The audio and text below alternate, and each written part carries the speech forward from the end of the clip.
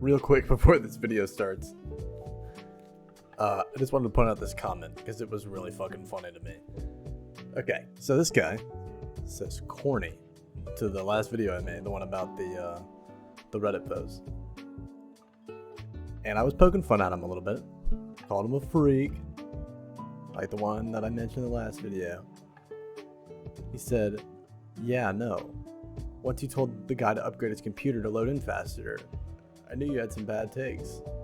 It's a simple M.2 upgrade would suffice and turn a 20-minute load into less than 5 minutes easily. That's a fucking computer upgrade, dude.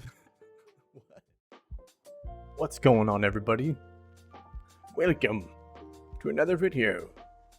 Today, we're going to go over some of the stages in Rust, Rust's cycle, its life cycle, and what I think is coming in the future for this game.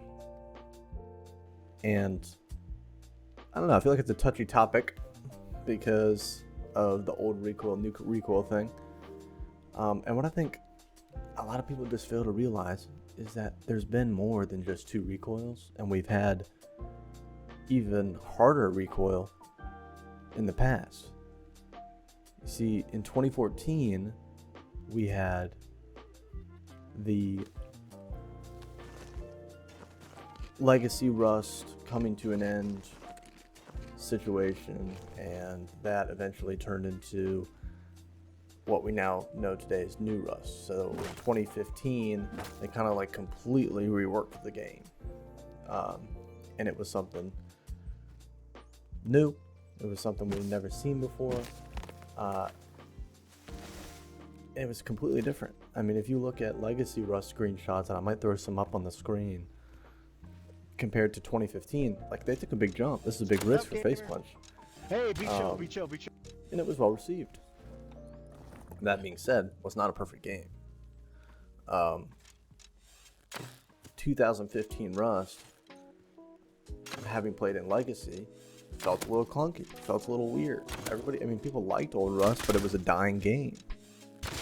And Facepunch wanted to fix that. Gary Newman and Helk, two founding fathers of this game, decided to take it into another direction. There's probably many other people involved, but those are the ones I know most notably.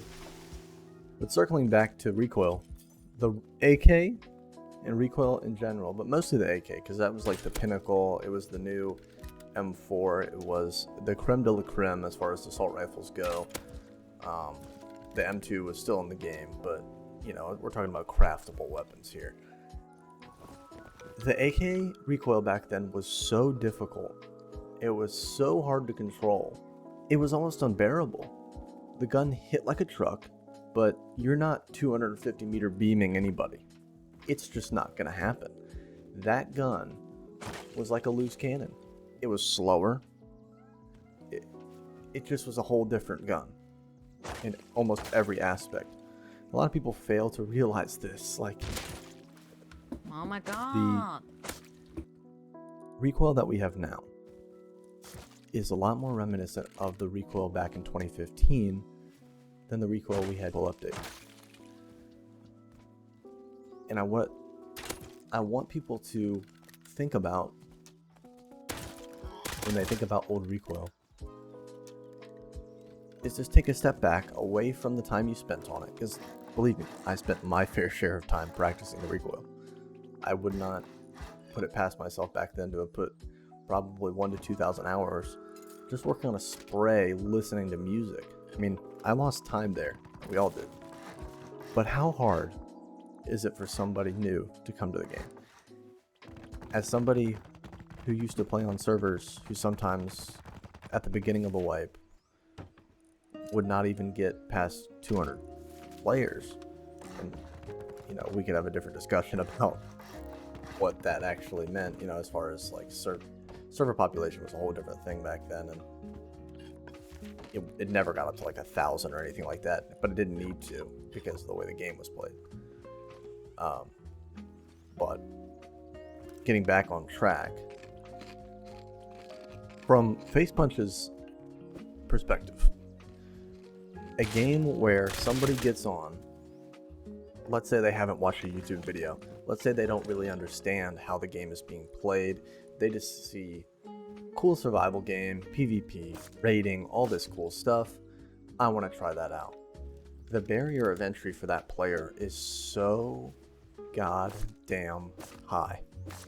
They have to know so much about the game to be able to even get a base down, to do so many of the little things. And now we're talking about before Tutorial Island and all this other stuff that's helping players get to that point. But even that just goes to show Facepunch is trying to get new people into the game. This is a 12-year-old game. And they've kept it alive this long. And I think they're doing something right. And it takes a little bit of humility to just step back a little bit and go, okay, listen, I did put a lot of time into the old Recoil, and it really sucks. But what if Facepunch, like they've done in the past, are changing the game so that way new players get a feel for how the game is played. They are able to get kills, they're able to get raids, they're able to do all the things that the players in old Recoil were able to do with a little bit more steadfastness just because of that skill gap in Recoil. I would not, over the next year or two, put it past Facepunch to slowly increase the difficulty of the gunplay and make those smaller tweaks, and it's going to be Helk doing them, that slowly make the game what it used to be and bring it up to a competitive edge, probably like we've never seen before. If people don't know how to play the game, and they don't have a chance to even learn how to play the game, they're never even going to be able to fathom mastering difficult mechanics. And as much as I hate, as somebody who has a lot of hours, having something like that taken away from me, I have to at least try to put myself in their shoes. This is a game developer who, you know, they're not a huge studio.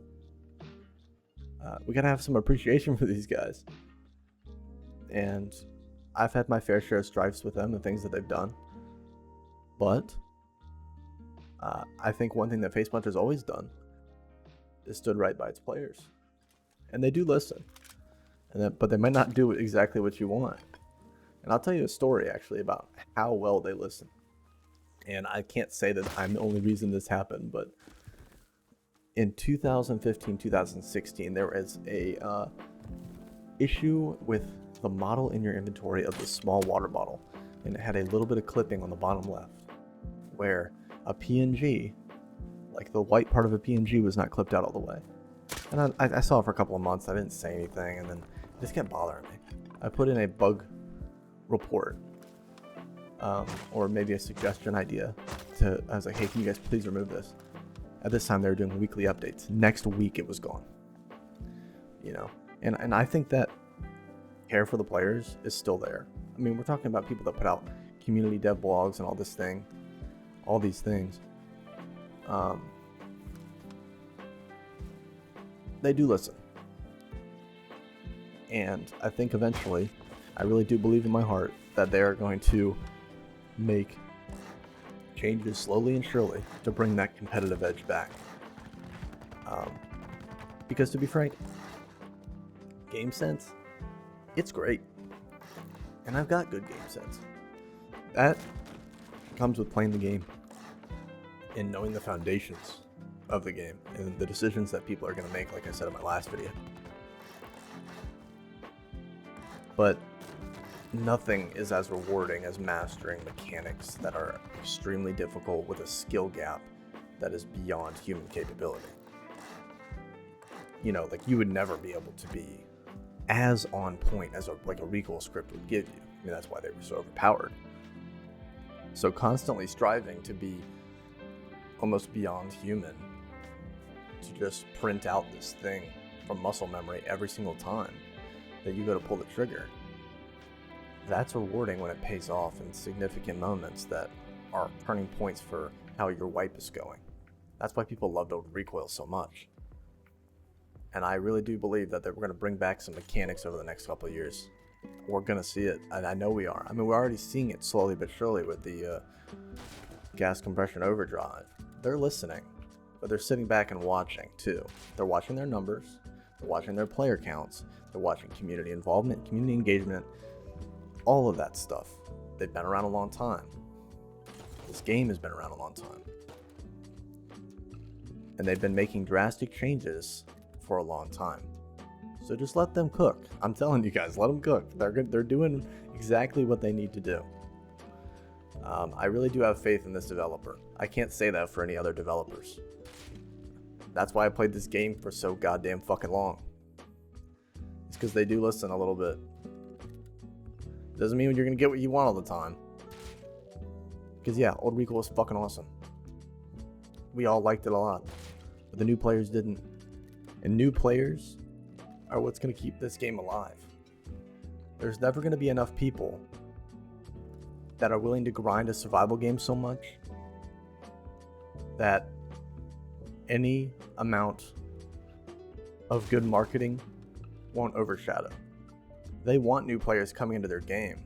They want the old players to stay. They want it to be competitive. But you can't have all of those things at the same time. Because a super competitive game, a survival game that's super competitive, is a little bit different than something like Counter-Strike. Because of that barrier to entry. That barrier to entry keeps people from wanting to continue to play the game. If they can't feel like they're getting any progress, there's no SBMM. There is no ranks. It's not easing you into it with placement matches. There's no casual TDM. If you're going to play the survival aspect of this game like it's meant to be played, you shouldn't have to jump into UKN the first 30-40 hours of you playing this game just to get a grasp on it, so you feel like you can get a foot in the door. And that's a lot for some people to realize. I don't understand that. I mean, you know, there's a lot of harshness in this game. I'm the bearer of it sometimes, of course. Like, we all do it. It's fucking Rust. So yeah, you can say it's roleplay. You can say that it's not what Rust used to be, or it's changing, or this, that, and the other thing. It's always changed. It's going to continue to change, and there's nothing that we can do about it. But like I said earlier, Facepunch knows what they're doing.